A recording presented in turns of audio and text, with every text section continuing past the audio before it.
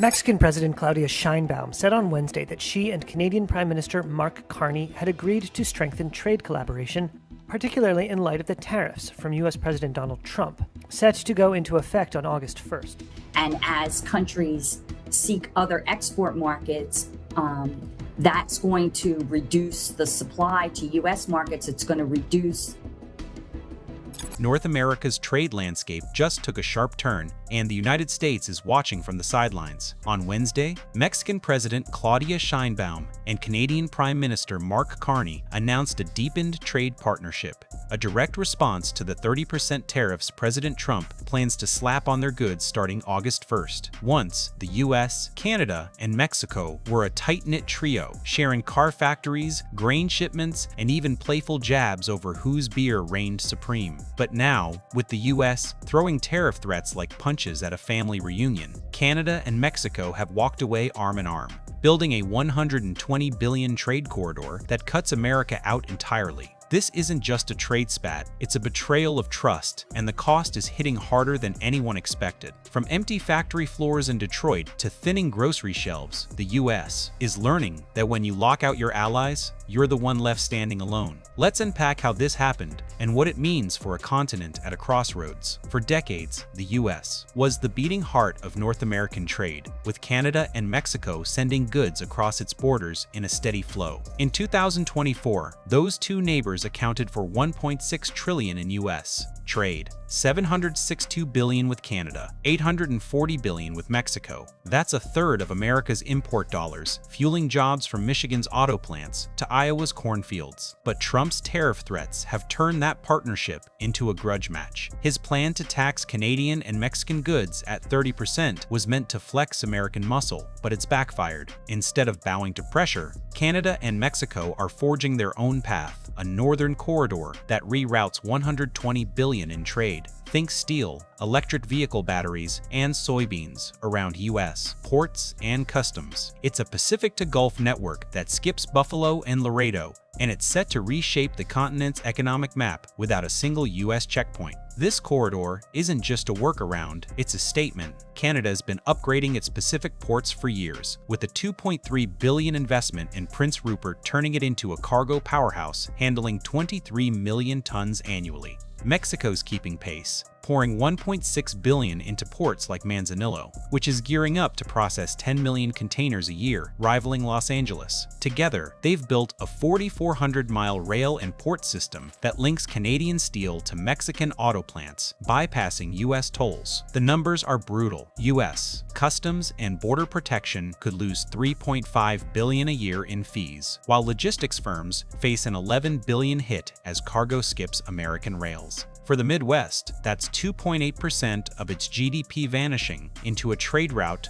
that doesn't even touch U.S. soil. Canada and Mexico aren't just dodging tariffs, they're building a future that doesn't need America's permission. The fallout is already hitting home. American farmers, once a cornerstone of Canadian markets, are seeing demand dry up. By mid-2025, U.S. food exports to Canada dropped 8.5%, with Minnesota corn and Iowa soybeans replaced by European and Asian suppliers. Canadian shoppers are turning to local produce, with grocery chains launching Buy Canadian campaigns that quietly push U.S. goods off the shelves. A Manitoba farmer put it plainly, "We're not just growing crops, we're growing independence." Meanwhile, border towns are reeling. Canadian tourists who once packed Vermont resorts and Michigan breweries are staying home, down 33% in June 2025 compared to last year. Hotels and bars are laying off staff, and small businesses are feeling the squeeze. It's like a bridge between neighbors has gone quiet, and the silence is deafening.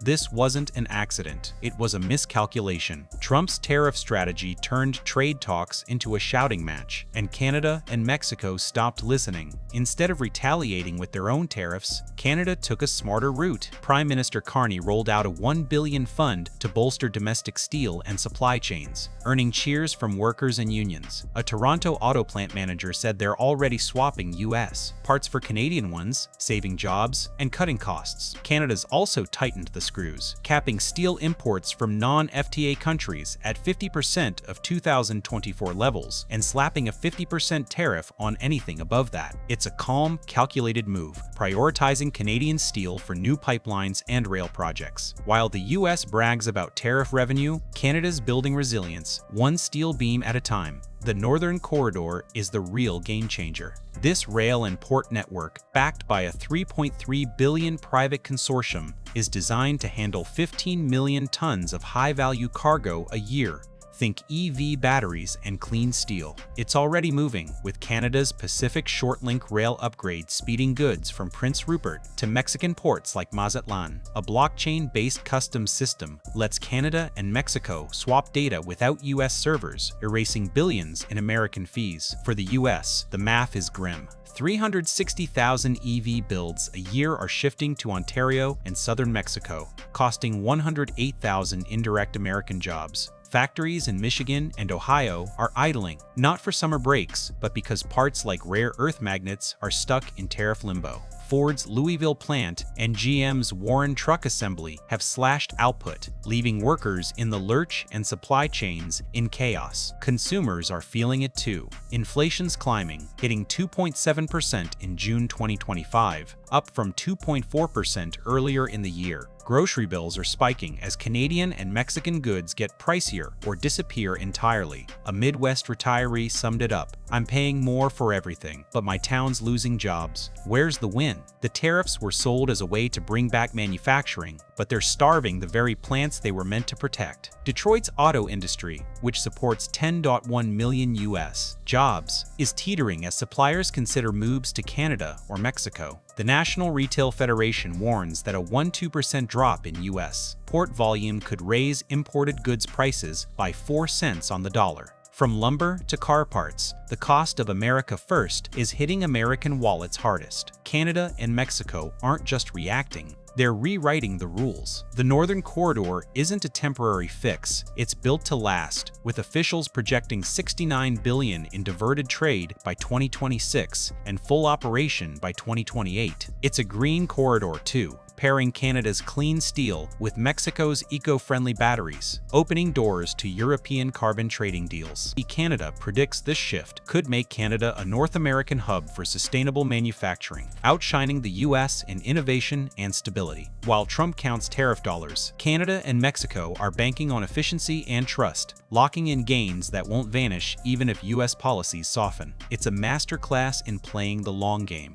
and America's not invited. The bigger loss isn't just economic, it's trust. The US was once the glue holding North American trade together, but that bond is cracking. The European Union, watching from across the Atlantic, has approved a $93 billion retaliation plan targeting US exports like Boeing jets and bourbon if Trump's tariffs hit. Canada's tightening controls on strategic minerals like uranium and copper, signaling it's ready to play hardball. Mexico and Canada aren't just building a corridor, they're building a future where the US isn't the center of the map. Allies who once relied on American ports and markets are now asking, why bother? When trust fades, so does influence, and the US is learning that lesson the hard way. This isn't about tariffs alone, it's about what happens when you treat partners like rivals. The US thought it could bully its neighbors into submission, but Canada and Mexico chose cooperation over confrontation. Their handshake isn't just a trade deal, it's a signal that North America's balance of power is shifting. The Northern Corridor is a lifeline for their economies, but for the US, it's a warning. Factories are idling, prices are climbing,